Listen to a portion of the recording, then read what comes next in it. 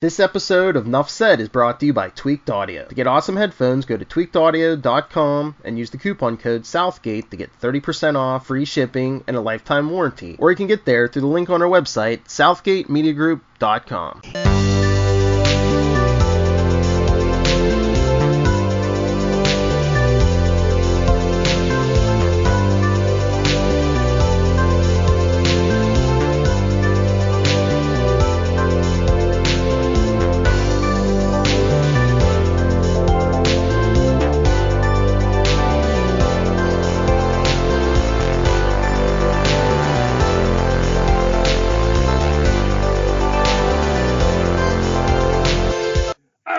Ye hearties, and welcome to Full Stream Ahead. I'm your host, Charlie, the Professor Esser, and with me, as always, is me skinny rich friend. It's Mozz. Hey, Mozz, so glad to have you aboard. Welcome once again to Full Stream Ahead, Southgate Media, Capes and Lunatics' own streaming podcast about streaming shows. Tonight's episode, The Boys, Season 1, Episode 5, Good for the Soul. Okay, let's see here now. Our director this week is Stefan Schwartz. Oh, wait, sorry, didn't do our reading. Okay, The Boys head to the Believe Expo to follow a promising lead in their ongoing war against the Soup. There might be a homicidal infant, but you'll have to see for yourself. Our director is Stefan Schwartz, or Schwartz, I'm not sure. Our writing credits this week go to Anne Kofel, Anne Kofel Sanders gets our written by. Eric Kripke is our developed by. This is, of course, based on the fine comic books by Garth Ennis and Derek Robertson. Okay, let's see here. This is a sad and fun episode, and exciting, and all that in a bag of chips, to be honest. Let's see. A whole lot of characters start getting a bit more fleshed out here. Whole lot more fleshed out. Yeah. Well, everyone gets their time to shine. There's no argument on that note. When we're looking at it, we open up, of course, in Havana, where Pop Claw's hiding out. Smoking that wacky tobacco. Trying to calm down, unfortunate. And then A-Train, runs to her. And man, it's just so hard. Well, I mean, it's like once you do the deed, things are broken, and all you're doing is figuring out how you're going to fix the wound at this point. So she should have known that was the ploy. If she'd have just stuck to her gun and said, no, I don't know what you're talking about, he would have had to think about something else. Yeah. But the way he comes up, Stillwell is on board with this, and she gives in. It's you kind of like, I think we saw it coming. I think she honestly saw it coming too. Yeah, I mean, deep down inside, the way the narrative of the universe or life works, it keeps moving forward, and you can pretend to go with it, but deep down inside something else might be going on, And this situation, they both knew it was over. He just wanted her to admit it.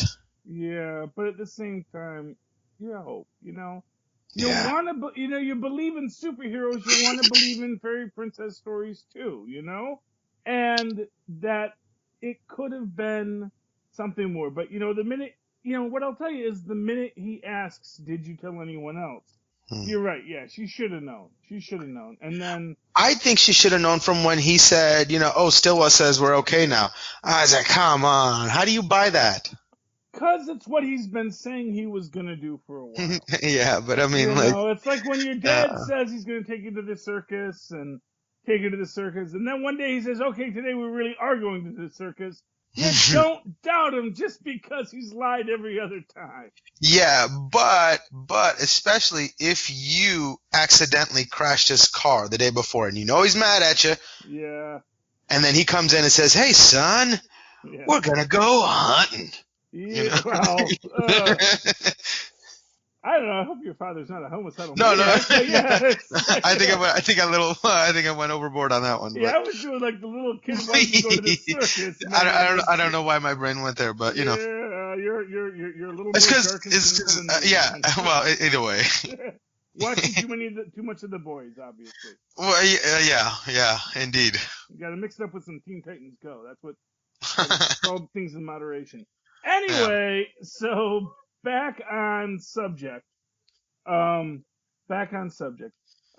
he flashes as soon as she admits it, and she wakes up with I think it's like 8 needles in her arm. Yeah, well, she doesn't wake up. She just has 8 needles in her arm. Oh yeah. And not for nothing.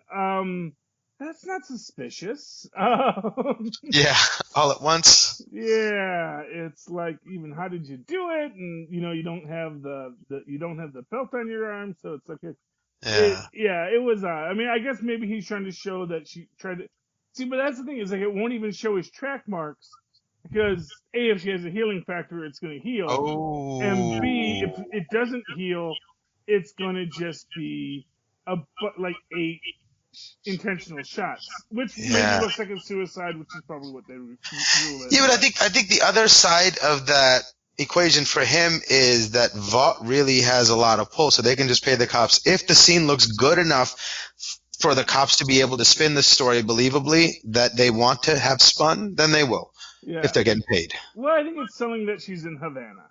Oh, that's also true. Yeah. Yeah, that's the crux of that. But the deed is done, and he has to go report. Yeah, he goes to Homelander to tell him. Yeah. You know what I liked about this scene? Mm-hmm. The little routine that Homelander has of dealing with his cape before he sits down. Oh, yeah.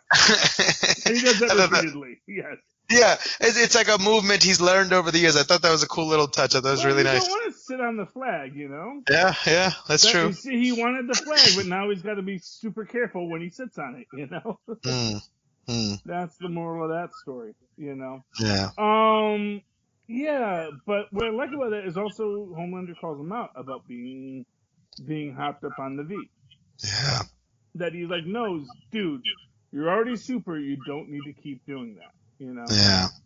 And, of course, that's easy to say when you are Homelander, Yeah. But meanwhile, we got down at Believe Fest with Huey and the gang, sort of sneaking into, because they want to blackmail, of course, the Samaritan. Yeah. Who, I'm sorry, I gotta say, probably, we never see him utilize his powers in a offensive or even defensive way. I really gotta wonder, does he do any superheroism, or is it just like he just does the religious circuit, Wait, who are we talking about? The Samaritan, the guy, the stretchy guy with the arm. Oh, right. Because it's his charity, quote unquote. Right. That is which is how they're shipping the V across the country. Right. And I love that he almost gets spotted by the PR girl. Oh, Huey? Yeah. Well, that's again assuming that the PR girl would even recognize him. Yeah. Because no one recognizes that's Huey's superpower. He is the Invisible Man. Yeah. He just was never seen. He was never there. Yeah. I mean, what's her name? Ashley. Yeah, Ashley, man, and we'll see that next episode. Ashley, I just love the character, the actress who plays Ashley. Or is it Rick? No, it's Ashley, yeah. Ashley the PR girl, yeah. Ashley the PR girl. And she's great in everything she does, but she is so out of her league. And, I don't know if it's that the writers don't like this girl or this type of girl, but I don't know. I mean, I feel like when you put it that way, it seems like everybody in this situation everywhere is just skating by the skin of their teeth. Even Madeline, who seems to be in control, but you see so much of the duality of what she's like holding up and the facade she puts on.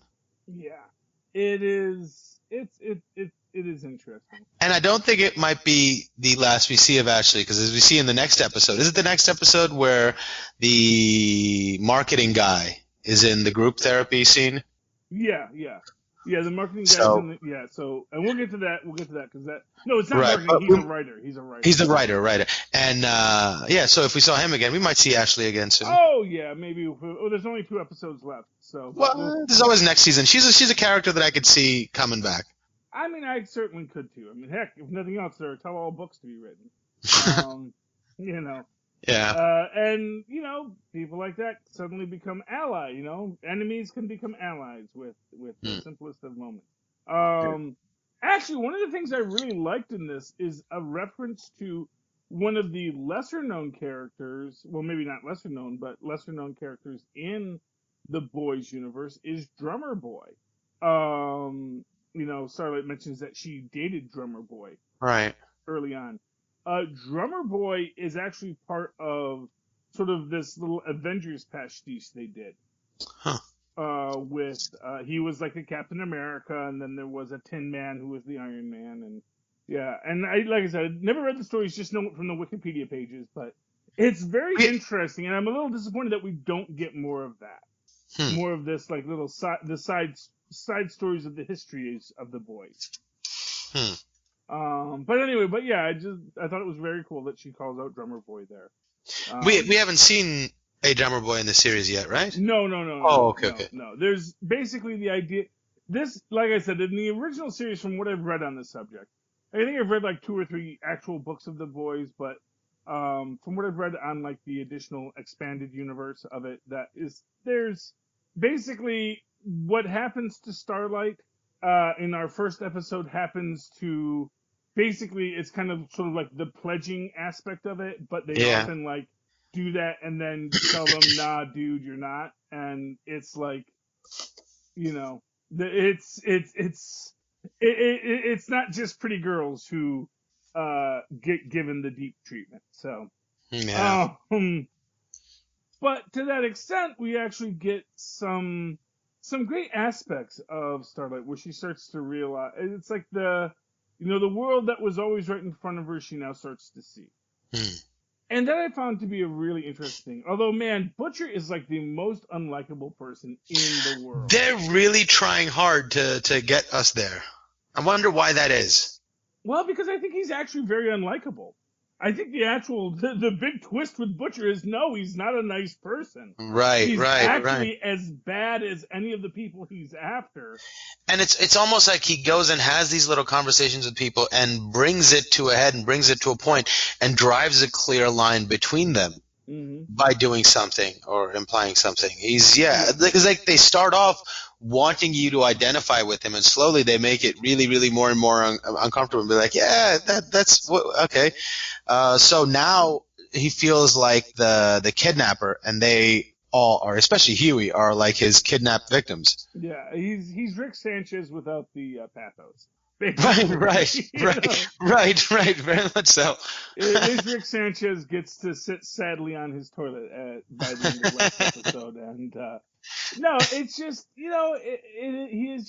is belligerent, and you can make any kind of arguments you want about how he has a right to his belligerence, but actually, I don't think he does. I think that, you can get hurt a lot in life, but that doesn't give you the right to hurt other people just because you've been hurt, Right, absolutely. And I do think that that's where he's at. And like, we get the little and that's sort of why he insists on his hardline black and white, no gray area policy of soup or no soup, because if he relents a little bit on that, it sort of doesn't justify his anger any longer. No soup for you. Yeah. Sorry, I had to do it. But yeah, I mean, it is just so. One of the plot lines we get in this is, of course, we do know that that Butcher his wife is gone, and we don't know where his wife is or what has happened to his wife, but we find out that his sister-in-law had a funeral for the daughter, for his wife. Yeah. Um, and we later see, and she basically says, my mom is old. She wants a place she can visit to talk to her daughter, Yeah. which again goes into this idea of him, being mad at the universe for being unfair and overlooking how important believing in something beyond is to people. And not just that, but also it's like that gravestone had nothing to do with Rebecca at all. It was a place where these people had chosen to drop their burden. Well, And this was a monument to doing that. And it had nothing to do with Rebecca. So he had no right to come and take that away. Because now what he's doing is he's not doing anything but to help the situation. He's only hurting the situation for the people who supposedly he cares for or she cared for. Exactly. It's him being a selfish prig, just like Homelander, just like the Thief. He is just as bad as the people he's after. And maybe you make an argument though it takes a jerk to catch a jerk, but maybe if people were just less jerky, we wouldn't have so many jerks around. Yeah, at least Homelander kind of understands he's a jerk. Yeah, well, I don't think he understands he's a jerk, but he knows he's messed up. Right. Okay. And I think we get that at the end of this episode. You don't think a part of him knows he's like on the bad side? I don't think he knows what the bad side is. I don't think he. See, that's the thing, because we do get in this. This is the one. Actually, no, not this one. This next episode. The next episode we'll get into the depths of Homelander. Okay. But this episode, no, I think that Homelander always thinks, just like every, he's like Bill Cosby. He really thinks it's okay because he's Bill Cosby. And he does a lot of good. And that's the thing. It's like there's no arguing that Homelander probably does do a lot of good in the world. Certainly, if there's ever some meteor coming to the Earth, we're all very thankful that there's a Homelander out there to go push it back into the sun, I don't know how his powers work. I don't know if he's ever had that opportunity, but yeah. I think, though, someone that's raised in that system, in that culture, that's goal-oriented, purpose-driven, the way he was raised to become that, I think in that society you tend to understand that things are happening and they don't need to be said. And we need to have a facade, but this is what's happening, and everybody has to be okay with that. And I think in growing up in that, you could see that he has to understand that this is just a power grab on the part of the people he works for. Or do you think there is, he's just sort of blindly led as a misguided patriot? I think I think the idea of the misguided patriot is a good idea there. I mean, so, not to get too political, but right now, there are political parties that people are very supportive of, and political leaders that people are very, very supportive of, and other people see that these people are cruel, venial, and manipulative, but in their heart, it's like this. I don't worry about the evil that men do if there is good done as well. So if you believe that something that one group of people thinks is a virtue is such as certain freedoms, like if you believe in female choice and you believe in owning an AK-47 and you are on a group that believes the exact opposite of that female choice is horrifying and owning an AK-47 is horrifying, then it's very easy to say, well, I don't mind that my person who agrees with my position maybe isn't the best person because he is doing the good of, or she is doing the good of pushing forward the thing that I see as a good or a horror, either to stop the horror or to praise the good. And that is the complexity of politics. In our modern era, there may be less nuance, I think, and maybe a lot more of people going, but really, dude? Is it the only one you could get behind? But even that gets complex too. So I'm trying to be nice. Yeah. But so I can totally see Homelander seeing himself as a good. That's interesting. That makes it a little bit better. Because, well, it's like this. I don't think Donald Trump thinks he's a bad person. I Many I I people, I, I wonder. you know what? I think that when you're so, here's the thing: a narcissist never thinks they're a bad person. So once you have drunk your own Kool-Aid about what a good little boy are you, then suddenly you don't worry so much about what everyone else says because you know you're being right because of one of two things. Either you say they'd all do it too if they had the opportunity. I was just lucky enough to have the opportunity, or you say I'm still doing right because I know what's best, and so long as I stick to my guns and do what I think is right, that's what's right for everyone. You know, there's only two ways you go with that, and both of them usually end poorly. To be honest Yeah. with you, In broader terms, I think what's also important to look at is the intentions of Vought, mm, because that is his family. That's, how, yeah, so yeah, and like I said, I Vaught's don't want to get intentions have to be his intentions, and what are Vaught's intentions? Are they, even 50% good? yeah, yeah. I don't want to get too much into that because that's stuff we'll talk about next episode. Right, right, Because right. next episode is the reality TV episode. Gotcha. But this episode is and we're kind of bearing the lead here is Frenchie gets burned. Mm, Got his mm. burn notice. Because he's the one guy that was on camera. Because as it turns out, in a callback to the first episode, funnily enough, A Train had a nanny cam Mm, to mm. record their sex stuff, which is this is going back to the start of the episode where he takes out the little thing and he puts it in to watch it, living the good times with his with Popclaw.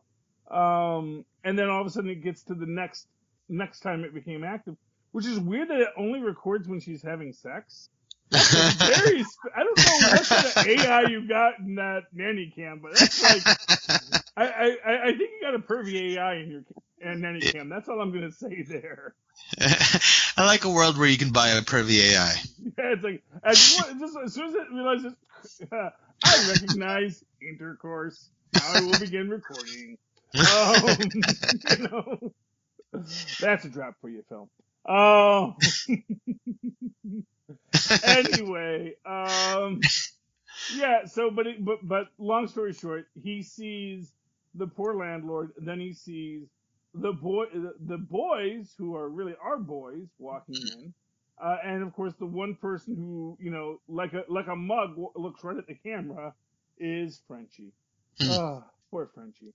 Oh, you almost feel bad for him because it's like, somehow you're a super capable, like, assassin gun dealer, ne'er do well, and yet you also seem to just sort of just totally, Cosmo Kramer your way through life.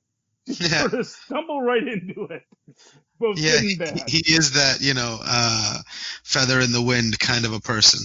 Mm. He'll just end up where he ends up. He does end up where he ends up, but so he's getting been burned, and of course, and I love when they just have like all of his IDs. It's like, oh, he's got like 18 different things. It's like all of him, and it's just like the same face. I think it's like always the same picture of his face too, but just now he's got hair, now he doesn't have hair, now he's a blonde, now he's a brunette. It's cute, but and then his original girl, the girl from the first episode, man, I miss her. Yeah, We love the female, but the girl was cool too. And she yeah. calls him to basically let him know, yeah, if they're onto me, they're onto you, and now they have to hide him, and so yeah, but he has to hide. So he has to go Hide underground, Frenchie go to and ground Asian girl. with the female, yeah, and they leave him alone, which not their best idea. And he's trying to figure out what he. Oh no, actually, because he's actually calling them because they're actually are already alone, and he has to figure out what to do. Right. And because he realizes that they're coming for him, and Butcher he tells him to leave her. yeah, Butcher tells him to leave her. Yeah. Yeah, and again, Butcher because he does not want to accept the idea that a soup can be anything other than a soup. Right. And he assumed, although to that extent, he actually softens a bit when he sees the baby suit. Yeah.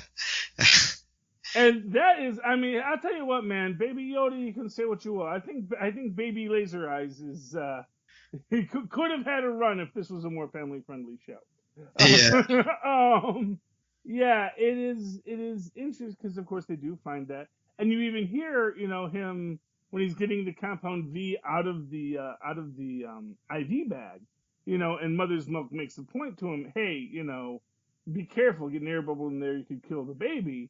And he's like, oh, and wouldn't that be a terror? One less soup in the world. But Yeah. then when he gets himself in a bind, what does he go to? He goes to the baby with the laser eyes. And the baby with the laser eyes saves his bacon. Right, and also, it's like, as he's leaving them, he's just like, and you be good or else I'll have to come get you. He has this big smile on his face. Yeah, because he loves that baby. Yeah, how do you not, though? He is like Mando and Baby Yoda, honestly. Yeah. Came to kill it, but man, now he loves it. And actually, what's interesting about that whole scene is that is a callback to, okay, so just a little graphic. In the original storyline, there's not an ambiguity about his wife's death. And, that baby is from that scene. And I'll leave that there because we do want to still be a somewhat family show. So wait, they're saying that was maybe his baby in the original? No, it's not his baby, but in the original book, basically there's a baby with laser eyes that essentially was the baby that his wife was carrying. Oh, interesting. And that baby decided to show up early in a very unfortunate way. And that is, in the comic book, that's why he says he hates Homelander, because he knows it had to be Homelander because it had laser eye. So, laser eye baby is pretty, it's actually, yeah. So that is a really dark and disturbing reference if you've actually, then it's like, oh, of the few books of this I have read, that was one of them, and it is not a pleasant scene. And like I said, I don't know if that ever got changed in continuity, because like I say, when we get to the next episode on the subject, there's a little bit more ambiguity in this than I think that Butcher's willing to admit. But, and I really felt even the first time I read it, there's ambiguity here. He's making an assumption about that story that isn't necessarily in the text that we're being shown. Yeah, and even in his telling of the story to Huey, he doesn't mention how he came to that conclusion. And we'll get to that next episode. That is next episode. But this episode, Huey doesn't know to take the phone out of his pocket, which I thought was just ridiculous. Yeah. Because you see he's wearing a jacket. Yeah, but even right from the get-go, when Huey gets there, I love this scene because I love you get to see a lot of Homelander, and you're guessing does he know Huey? Does he know what's going on or who this person is? He spent a lot of attention on him, and I just love the acting right there. You don't know what he's thinking. You think he does, but he doesn't, and then when he dunks him, you're like, oh, there's something to that, or he wasn't doing that to everybody. Yeah, well, I think what it is, because I think that has a lot more to do with this freaking normal. Oh, this poor person who is trying to get with Starlight, and honestly, I get the feeling he kind of feels like the Bull Moose. It's like there's a female in my group, which is maybe why they don't have a lot of females in the Seven. It's like maybe even less than it being an issue with the Deep. It's like, you know what? That guy has jealousy issues that are untamable. So, because he makes this point, it's like, wow, that's a lot for her to do for a guy she's known 2 weeks. Yeah. Got you a Diamond Club pass. Which, honestly, and the again, like I say, the lousiness of the whole thing was awful. Making him do that, making him ask her for that. Yeah. And I'm glad that they actually get a resolution at the end, but it bugged me that he had the phone in his pocket when he gets baptized. Yeah. You see he was wearing a jacket. You see he took the jacket off. And then he comes out of it, and he's still got it in his pocket. It's like, dude, it's a phone. My phone is super resilient. I like to buy LGs and Samsungs, which are like really, hard butt phones generally. Yeah. But even I know you can get they can get splashed. You can't dunk them. You don't dunk your phone. And not for the period of time he was held under for. Yeah. And to be fair, he, it gives him the chance to improv and to go beyond just being that the Samaritan was in a man, which just suggests that he was the one who did. And hey, just as a point of order, he made a big assumption. He made a big bet that, he sleeps with so many men that he would not remember his face. Well, no, not just that I think was a foregone conclusion. That he assumed that the Samaritan was a pitcher. Oh, I didn't even. Wow, interesting. See, it's not the 1940s where you're hood of justice and you have to be the pitcher. I didn't even see that gamble. That's interesting. Yeah. That's so interesting. Well, I'm always keyed into these things. But it apparently paid off because, and probably like a lot of people, he's just, sometimes he pitches, sometimes he catches, sometimes he does a whole different thing, whatever the mood is. Cause it's, hey, whatever's happiest. And, though again, like when he starts describing it and makes the assumption that parts of him are stretchy, that, you don't have a guarantee of, but I guess he figures he played the odds. Played the odds that the soup was going to be a pitcher and that he was going to be stretchy all over. So, seemed like decent bets. Probably, and hey, if this had been a different world, maybe he could have gotten a job at Second City. But as it stands, he does apparently talk the guy into just basically ratting out all of Vought, which actually kind of shows an inherent flaw in Vaught's strategy. Because you have these people with superpowers who maybe at the end of the day have no real loyalty, except for the gravy train that they're on. And if they don't immediately see the association between their gravy train and Vaught's gravy train, then yeah, they're more than happy to derail it because, they'll derail it, it's not hard to, and not for nothing, he didn't even have like the image, so it's like, it's even a guess that he has the image, but I guess it helps the story that they got it and they found out, that's how they get to the hospital, yada, yada, yada, yada. But we get a nice scene with Milk and Huey again. I love how their conversations, he always leaves him with like a little jewel at the end. I love this one where he goes, yeah, you're like the Rain Man of effing people over. And he goes, ha ha ha, no, that's not a compliment. Yeah, well, that's so great. Yeah, I mean, yeah, it isn't a compliment. But I gotta say, just as a whole, the episode was really solid, really strong. Yeah. I liked it. Sorry, go ahead.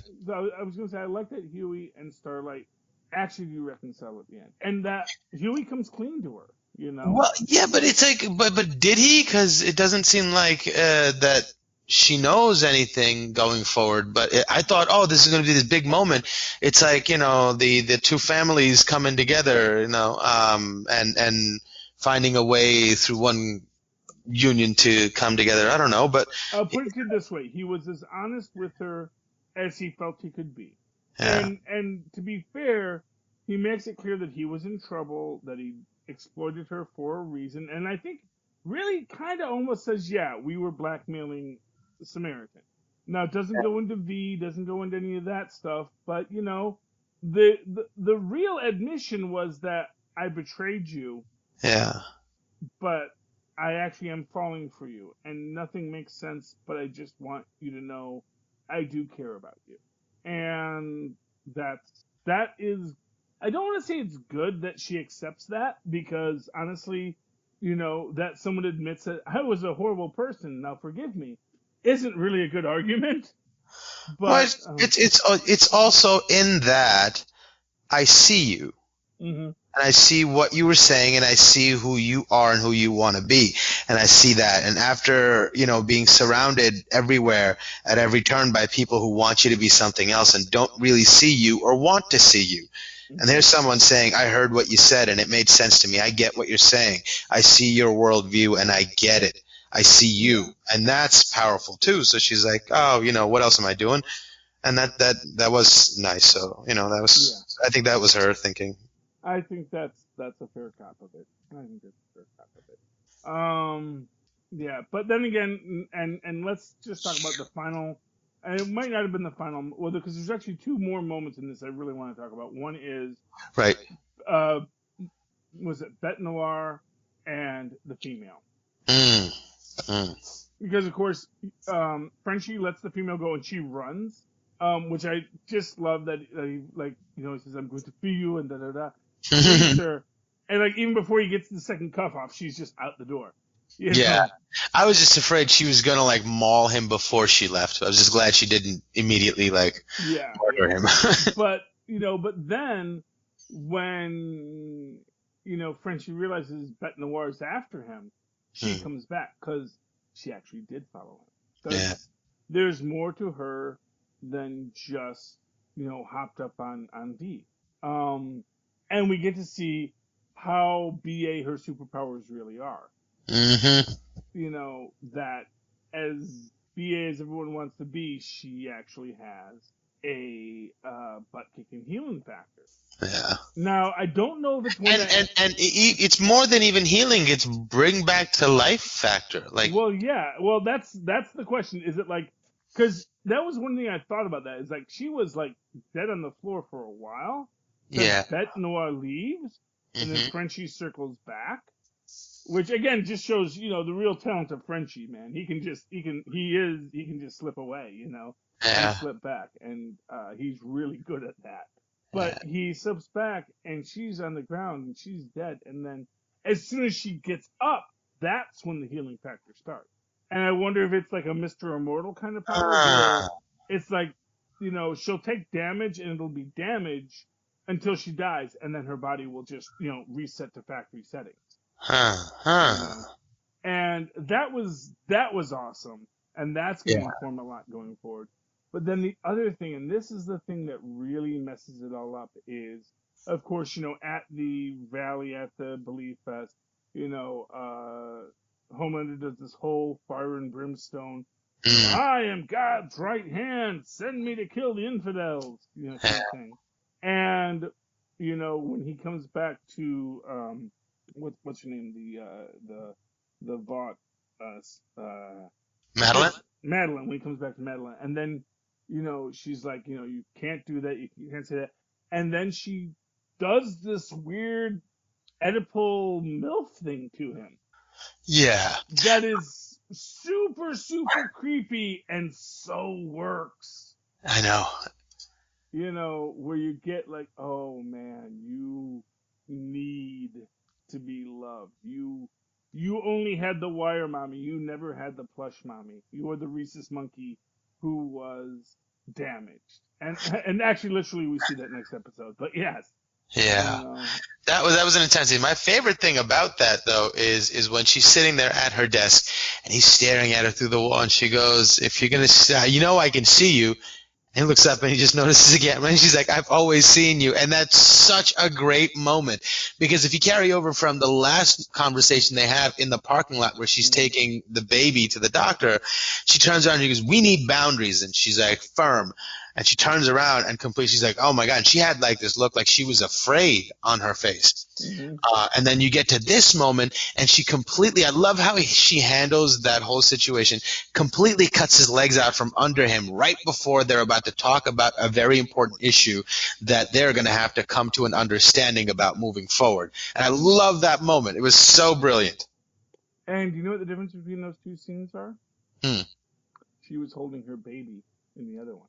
And so that fear she's feeling, it's not for her. It's for her baby. Because she knows how jealous the Homelander is. Yeah. And with her baby not safe in that moment Mm. because there's nothing stopping him from being evil. And so that's what she was afraid of there, not Homelander. Homelander, she can handle, but she can't handle the Homelander before he can cause irreparable damage to everything. But we'll talk about how much damage Homelander can do next episode. In the meantime, Mozz, how can people reach out to you and find you and touch you if they would like? Oh, they can email me at mozzmanzor@gmail.com or find me on Facebook under Mozz Manzor. That's MozzManzor. And, of course, you can always write to me in that old-fashioned email way the way Mozz and Paz once said at superconnectivityblog@gmail.com. That's superconnectivityblog, all one word, at gmail.com. Of course, follow me on Twitter as I live tweet The Watchmen on HBO on Sundays at, 8 or 9 Eastern Time? I don't know, but I do it because it's great and I love it. At Shirley Esser, that's CHARLIE. Yes, SER. Look for the 2 E's in the middle. For quality. Bing! There you go. Alrighty, sorry sock, scurvy landlubbers. You followed us through on one more adventure. Come back and set your heart for adventure, your mind on a new romance, on full stream ahead. Arr!